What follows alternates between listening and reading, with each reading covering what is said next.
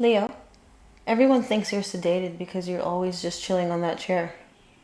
Elaine Bredehoft, Amber Heard's lawyer, is spreading misinformation like wildfire, and I'm here to dispel all of her mistruths. Hello everyone, welcome to the channel. If you are new, my name is Pluto, and I am a lawyer based in Australia. A quick elevator pitch as to why you should watch this video till the very end, and indeed the rest of my videos on this channel, specifically in relation to Johnny Depp's defamation cases, both in Virginia and the UK. I've been covering both cases for over 2 years. So on this channel, under my Johnny Depp versus Amber Heard playlist, you will find everything that you need to know about both the libel trial in the UK and the defamation trial in Virginia. This includes videos summarizing each and every day of the UK trial, where no cameras were allowed, and I had to rely on thousands of pages of transcripts to provide the public with the information that they needed. The verdict itself was dissected and analyzed in very great detail, in addition to the appeal, or rather the permission to appeal, because that's a very big distinction here. Johnny never got to appeal the UK verdict because permission was unfortunately denied. You will also find videos talking about Mr. Justice Nicol and his dubious connections, no matter how far they may seem, to both Amber Heard, but more importantly, the defendant in the UK trial, NGN. We talk about these connections in detail, in addition to the laws and principles that pertain to judges who may have a conflict of interest and what their responsibilities are should such a conflict of interest arise, which includes recusal. So excusing oneself from the trial. Of course, we all know that none of this happened, which I believe led to the verdict that we ended up with in the UK. Thankfully, the UK verdict is gaining traction. It was not popular 2 years ago when we were covering it. No one cared, no one would listen. But today there is even a petition for people to sign in order to have the UK trial reopened and retried. But back to Elaine Bredehoft. As we all know by now, Ms. Bredehoft has been making the rounds for her 15 minutes of fame, spreading mistruth after mistruth like wildfire, and the mainstream media is lapping it all up. So it's up to independent channels like mine to dispel these mistruths and to spread the truth. If you thought that Johnny Depp's success was going to end all of this, then clearly you've never dealt with an Amber Heard of your own in your personal life.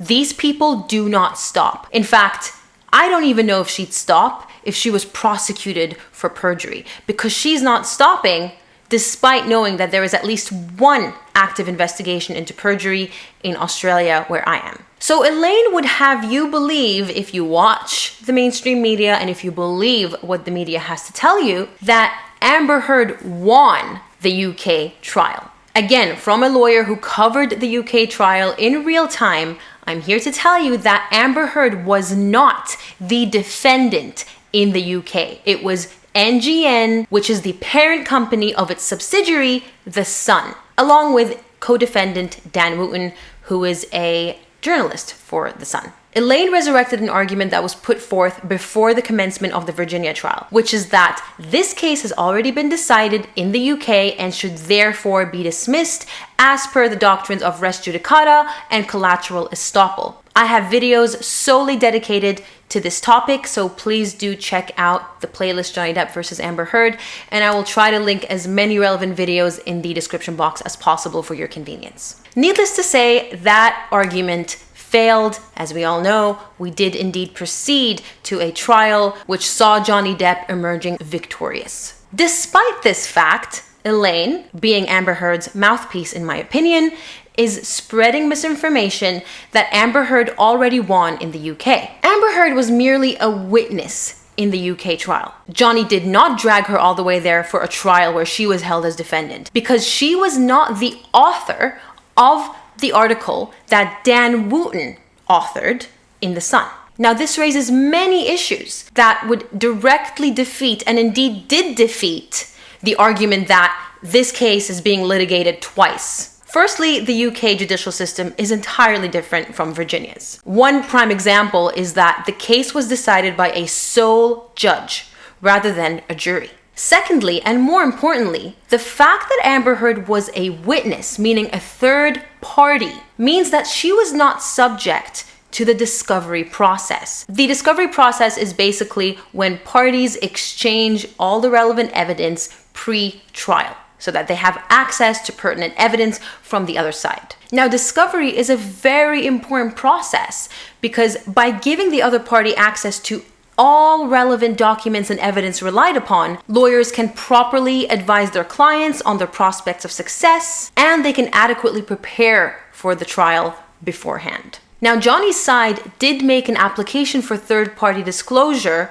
back in the UK, which was denied by the judge. This means that the case was never properly tested. Amber was able to hide behind that shield of being a third party, and all relevant information from her end was not provided to Johnny Depp. Amber Heard's case was never tried in the UK.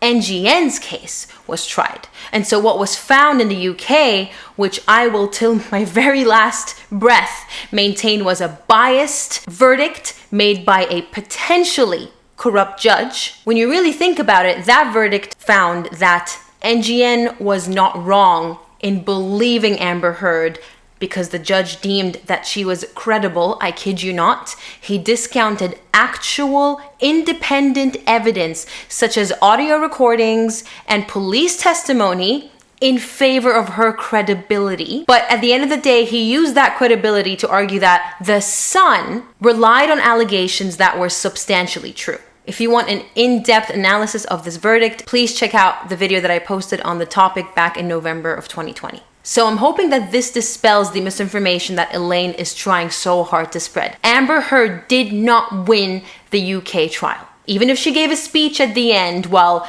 Mr. Sherborne, who was Johnny's lawyer at the time, was making his closing arguments, mind you, it's like she knew. Someone was in the know. Someone was on the other side feeding her information. I'm speculating, but she gave a victory speech months before the judgment was even rendered. I think that's all I want to say about this video, other than shame on you, Elaine. Shame on you for spreading misinformation like this. Shame on you for doing your client's bidding. You know, lawyers, we're not meant to be the mouthpiece of our clients. And yet here is Elaine being just that. I guess some people will just do anything for their 15 minutes. Except Elaine had 6 weeks. You'd think she'd have enough, but I suppose she didn't. That's it for this video. I hope you found it informative. I really tried to condense everything into this one video. I will be making future videos about the appeal process in Virginia, the damages that Amber has to pay, and other topics such as the Washington Post's defiance in keeping that op-ed up and why they're able to get away with it. Thank you so much for tuning in. Thanks for all the support. If you're new, thanks for joining. Take care, and I will catch you in the next one.